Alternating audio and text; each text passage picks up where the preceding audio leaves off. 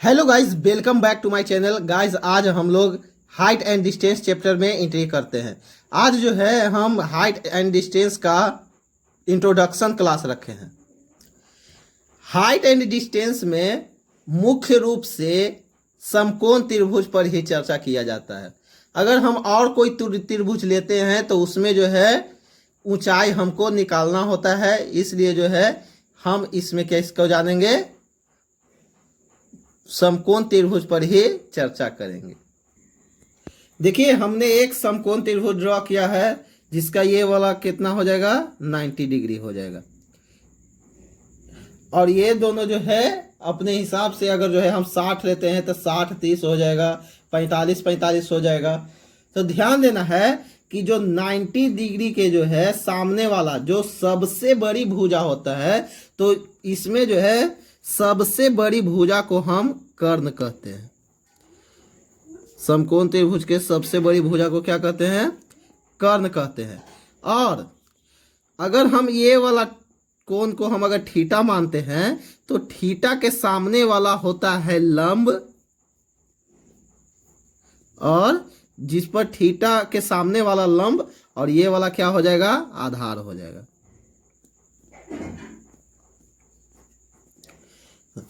देखिए, सबसे बड़ी भुजा को क्या कहते हैं, कर्ण कहते हैं। और थीटा अगर जो रहेगा तो क्या हो जाएगा, थीटा के सामने वाला जो भुजा होता है वो लंब कहलाता है, और जिस पर वो थीटा का कोण बनता है उसको हम क्या कहते हैं, आधार कहते हैं।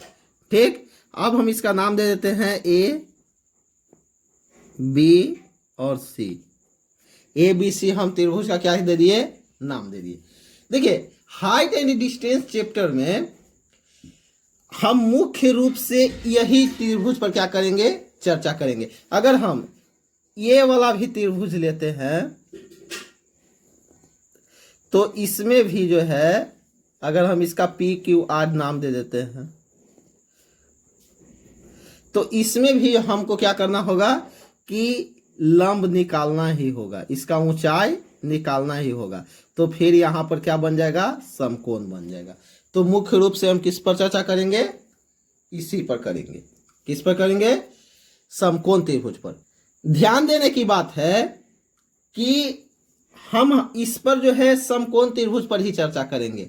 और इसमें जो है हाइट एंड डिस्टेंस चैप्टर में हमको उन्नयन कोण, अवनमन कोण, यही दो कोण पर क्या होगा, दो कोण पर चर्चा होगा। तो दो कोण पर, उन्नयन कोण और अवनमन कोण पर चर्चा होगा। तो उन्नयन कोण किसको कहते हैं और अवनमन कोण किसको कहते हैं, ये हमें जानना जरूरी है। ये चैप्टर में जो है मीनार दे देगा, पोल दे देगा, टावर दे देगा, और यही पर जो है क्वेश्चन सोल्व करने के लिए बोलेगा। ध्यान से देखिएगा introduction class. Introduction class miss नहीं होना चाहिए। अगर इंट्रोडक्शन क्लास ही मिस हो जाएगा, आगे वाला क्वेश्चन में जो है बहुत ही कठिनाइयों का क्या करना पड़ेगा, सामना करना पड़ेगा। स्टार्ट। देखिए, उन्नयन कोण किसको कहते हैं, अवनमन कोण किसको कहते हैं, यही हमें जानना जरूरी है। तो उन्नयन कोण देखिए, ध्यान से देखिएगा कि उन्नयन कोण किसे कहते हैं, मिस नहीं होना चाहिए। अगर कोई व्यक्ति यहाँ पर है, यहाँ पर खड़ा है, एक हम व्यक्ति बना दिए और यहाँ पर क्या है, खड़ा है। तो ये व्यक्ति जो है यहाँ खड़ा है, तो ये एक जो है ये सामने देखेगा। अगर व्यक्ति खड़ा है तो कहाँ देखेगा, सामने की ओर देखेगा। और अगर वस्तु ऊपर यहाँ मान ली कि यहाँ वस्तु रखा हुआ है, तो ये वस्तु को ऊपर ऐसे देखेगा। तो इसका जो आंख से यहाँ तक जो बना, यही जो एंगल कुछ थीटा बनेगा, और इसी एंगल को हम उन्नयन कोण कहते हैं। यही एंगल को हम क्या बोलते हैं, उन्नयन कोण। डिफिनेशन लिखना चाहते हैं तो लिख लीजिए कि नीचे से जो ऊपर हम देखते हैं, नीचे से ऊपर देखने से बना कोण उन्नयन कोण कहलाता है। लिख लीजिएगा डिफिनेशन कि नीचे से ऊपर अगर हम देखेंगे तो जो कोण बनेगा उसी को हम क्या बोलेंगे, उन्नयन कोण बोलते हैं। क्या बोलते हैं, उन्नयन कोण बोलते हैं। और ध्यान दीजिएगा कि अब अवनमन कोण,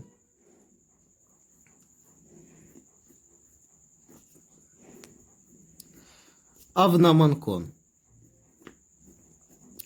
देखिए अवनमन कोण क्या होता है, अगर कोई व्यक्ति जो है ऊपर चढ़ा हुआ है, मान लीजिए कि ये एक मीनार है और इस मीनार पर जो है वो व्यक्ति जो है यहाँ पर चढ़ा हुआ है, यहाँ पर चढ़ा हुआ है, तो ये जो है ऐसे करके यहाँ उसका कोण बनेगा, वो जो है ऐसे देखेगा। लेकिन यदि वस्तु यहाँ नीचे रखा हुआ है तो ये इसको देखना पड़ेगा, यहाँ यहाँ देखना पड़ेगा, तो यहाँ देखना पड़ेगा और उसका जो कोण सामने बनेगा जो ये वाला, तो ये जो है कौन कौन वाला बन गया ये, तो यही कोण क्या कहलाएगा, अवनमन कोण। डेफिनेशन लिखना चाहते हैं तो लिख लीजिएगा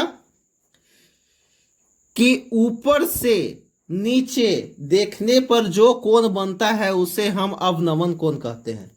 ऊपर से नीचे देखने पर जो कोण बनेगा उसको क्या बोलेंगे, अवनमन कोण बोलेंगे। और यदि दो पैरेलल लाइन को एक जो है तिर्यक रेखा काटती है, दो पैरेलल लाइन को एक तिर्यक रेखा काटेगी तो इसके बीच एकांतर कोण बनते हैं। क्या बनेंगे, एकांतर कोण। जैसे ये वाला कोण हो गया और ये कोण, ये दोनों एकांतर कोण हो गया। तो एकांतर कोण हमेशा आपस में क्या होते हैं, बराबर होंगे। तो ठीक इसी प्रकार से इसका एकांतर कोण यहाँ बनेगा, तो हम मुख्य रूप से यहाँ उन्नयन कोण का ही चर्चा करेंगे। क्योंकि देखिए अवनमन कोण भी दिया रहेगा तो हम किसका चर्चा करेंगे, उन्नयन कोण का ही चर्चा करेंगे। तो उन्नयन कोण की चर्चा हम इसलिए कर रहे हैं कि यहाँ एकांतर कोण दोनों क्या होते हैं, बराबर होते हैं। एकांतर कोण क्या होंगे, बराबर होंगे। अब हम इसका कुछ एग्जाम्पल देखते हैं।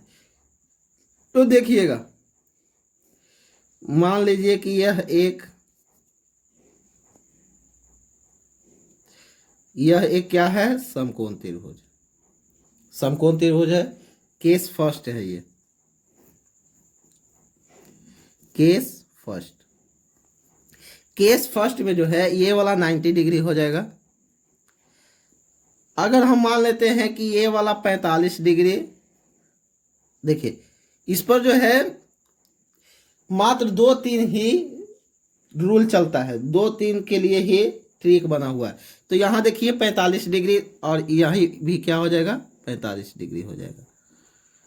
नाम दे देते हैं ए, बी और सी। 45 डिग्री, 45 डिग्री और ये 90 डिग्री। तो यहाँ हमें ध्यान देना होगा कि ये जो है 45-45, तो हम पहले लेते हैं कि tan थीटा बराबर क्या होता है। tan थीटा के जगह पर कितना होगा, 45 डिग्री। तो tan 45 डिग्री, तो tan 45 डिग्री का मान क्या होता है, 1 होता है। और 1 बराबर क्या होगा, अगर tan थीटा बराबर हम जानेंगे लंब बटा आधार, क्या होता है, लंब बटा आधार। तो लंब 1 है तो इसका बटा में भी 1 हो जाएगा, तो ये कितना हो जाएगा, 1। और होता है पाइथागोरस प्रमेय से कर्ण के स्क्वायर बराबर लंब का स्क्वायर प्लस आधार का स्क्वायर, तो ये होता है। तो अगर हम इसका करेंगे लंब के स्क्वायर प्लस आधार के स्क्वायर तो कितना आ जाएगा, √2 आ जाएगा। तो ये वाला कितना आ गया, √2 आ गया। कितना आ गया, √2। तो इसका जो है रेशियो आता है 45-45 यदि दिया हुआ रहेगा तो 1:1:√2, हम इसको रेशियो में लिखेंगे। अगर जो है बोलेगा कि 45 डिग्री का कोण बनाता है और लंब दे देगा अगर कुछ 12, अगर इसको बोल दिया कि 12 सेंटीमीटर है तो ये कितना हो जाएगा, 12। ये आधार कितना हो जाएगा, 12 और कर्ण कितना हो जाएगा, 12√2। यही जो है इसका रेशियो निकल जाता है। केस सेकेंड, तो केस सेकेंड में हम समकोण त्रिभुज बनाएंगे।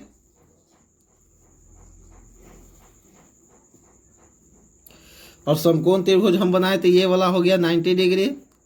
तो हम अपने से ड्रॉ करते हैं कि ये अगर 60 डिग्री होगा और ये कितना हो जाएगा, 30 डिग्री। क्योंकि त्रिभुज के तीनों कोणों का योगफल कितना होता है, 180 डिग्री होता है। तीनों कोणों का योगफल कितना होगा, 180 डिग्री होता है। तो ये 180 डिग्री होता है, तो ये 90 हुआ, तो हमको ये दोनों को 90 पूरा करना है। तो 90 60 और 30 से करेंगे, 90 पूरा 60 और 30 से। तो tan 60 डिग्री के मान कितना होता है? tan 60 डिग्री बराबर कितना होता है? √3। tan 60 के मान कितना होता है? √3। तो इसका क्या बन जाएगा?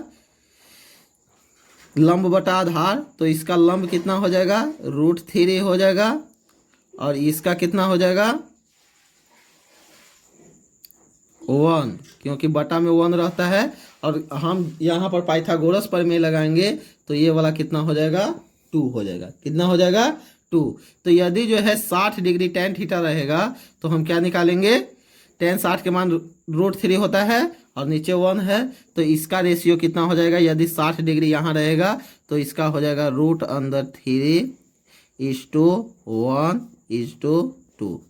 यदि बोल देगा कि इसका आधार जो है, इसका आधार बोल देगा कि अगर 6 सेंटीमीटर है, तो 1 रेशियो बराबर 6 हो गया, तो यहाँ 6 हो जाएगा, और यहाँ कितना हो जाएगा? 6 √3, और इसका कितना होगा? 12। तो ये जो है अगर 6 इसका आधार दिया गया तो 6 √3 इसका क्या हो जाएगा? लंब हो जाएगा। 6 इसका आधार ही है, और कर्ण इसका कितना हो जाएगा? 12 सेंटीमीटर हो जाएगा। यदि जो है ये इंट्रोडक्शन क्लास आपने सही से देखा होगा तो ये आपको बिल्कुल समझ में आएगा। अगर बिल्कुल समझ में आ गया होगा तो चैनल को जरूर सब्सक्राइब करें और बेल आइकन जरूर दबाएं। धन्यवाद।